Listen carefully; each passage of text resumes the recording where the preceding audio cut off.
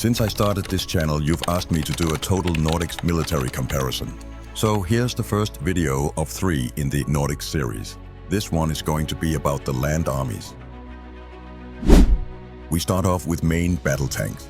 The Nordic countries have a total of 390 operational modern main battle tanks. That is more than Germany, France, and the UK. As for infantry fighting vehicles, the Nordics can boast a total of about 600 operational modern vehicles and around 70 older variants in Finland. Sweden produces the very capable CV90, which all the others use, and have more than half the IFVs that Germany has. Moving on to the armored personnel carriers, the trend is starting to become fairly clear. Finland operates half of the combined 2,100 APCs. Finland alone has roughly the same amount of APCs as Germany. When it comes to infantry mobility vehicles, the Nordics come out at a solid total of 750. Naturally, Denmark and Sweden have focused on this, as they have the terrain in which this type of vehicle is most suitable. The length of Norway seems to have encouraged them to focus heavily on transport. They've got 4,000 out of the total 9,000 general-purpose vehicles. The total ATV stock is spread over the 3 northernmost countries, with BV 206 being prevalent in all 3 countries. As for the engineering vehicles, the spread is fairly equal, yet it is a capable and, in most cases, modern force. When it comes to artillery, Finland carries the load, though it is worth saying that both Norway, Sweden and Denmark have plenty of systems on order. It would likely be worth working on expanding the Archer system production in Sweden, rather than relying on the South Korean K9.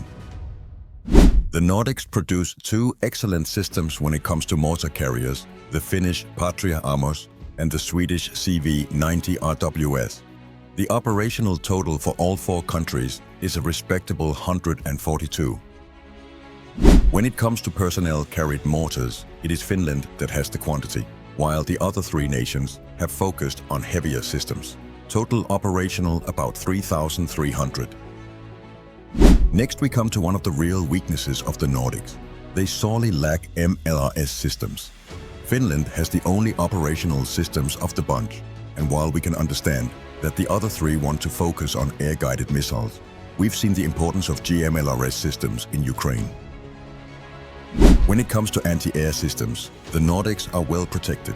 Norway produces the NASAMS, and there's quite a lot of crossover for the 3 countries that have SAMs when it comes to launchers. Sweden and Norway have the Patriot system, while Finland and Norway both have the NASAMS. The only real weakness is that Denmark sorely lacks any sort of ground-launched anti-air systems, though they've got 4 anti-air frigates to help the issue. Finland has an abundance of anti-air artillery to deal with drones. If there is one category you'd single out where the Nordics are really well covered, it's anti-armor.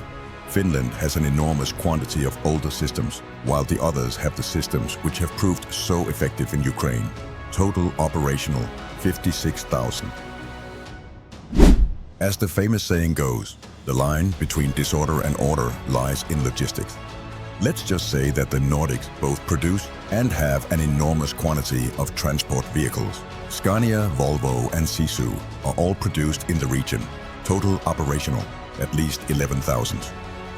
Drones are the new kings of the battlefield. Only Finland has properly disclosed their stocks, and some of these are made by non-NATO allies like Mavic. It would be a good idea to invest properly in Saab or Kongsberg to launch their own projects. Norway makes micro-drones who have already proven extremely valuable in combat, and Sweden makes the Skeldar, but it is highly untested. Total operational, over 1,000. Moving on from kit, let's look at the personnel of the 4 different nations. There are differing definitions of reserves and conscripts in each country, but I've tried to collect data which correlate across borders. Importantly, the 3 Scandinavian countries operate with a home guard system, and Finland operates with a much larger reserve system. When you add up active personnel and the yearly recruits, we end up at a total operational force of 84,000. Add in the reserves and we're getting close to 1 million personnel. To compare, let's look at 3 of the big European nations in NATO. The Nordics has a similar land force, with just active and conscripted personnel to the UK and France only has a marginally larger army. Germany's army is larger, but it also has a nearly 3 times as large population pool than what the Nordics do. Talking about population, let's look at the same countries in comparison to the Nordics. With 28 million inhabitants, the Nordics have under half the population of France and the UK, yet their army personnel totals are fairly similar. I don't think anyone can say that the Nordics aren't carrying their weight. By percentage, it is rather an argument that it looks like the Nordics are taking staffing of key roles far more seriously than the other 3 big nations. When you also look at the fact that the Nordic nations have a far larger reserve pool and home guard, it seems to me that the Nordics deserve a seat at the head table of NATO. Now, let's move on to the analysis.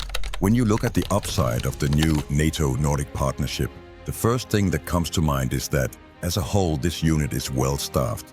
Finland has the biggest pool of reserves, yet the other nations have also got a long history of conscription, which likely means that all these nations have more capable reserves than what they list. Norway produces the NASAMS and likely has the capability to develop a long-range SAM system. And Finland and Sweden possesses very capable anti-air capability. Denmark, on the other hand, is sorely lacking these systems and should invest in a NASAM system internally in the bloc. When you look at the Nordic tank fleet, it is larger than Germany, France and the UK's, and with new investment it will also likely be more modern. Sweden, Norway and Finland all produce their own great equipment with a technological edge over many of their competitors.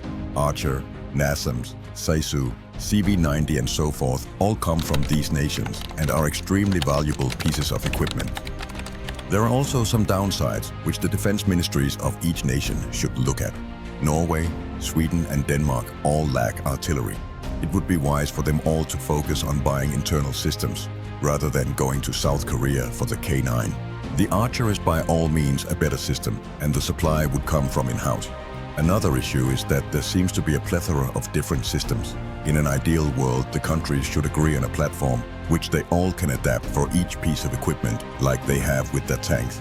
While the Secretary General of NATO is Norwegian, it doesn't quite feel like the Nordics are getting their due when it comes to shaping NATO policy.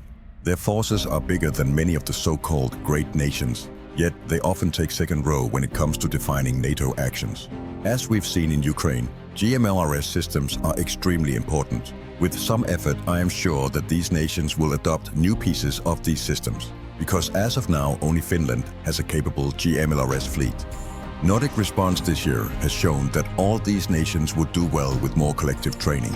That isn't to say that the training didn't go well, but ideally there needs to be simulations about how to support Finland in the unlikely case of attacks there. I'm sure these plans are well underway.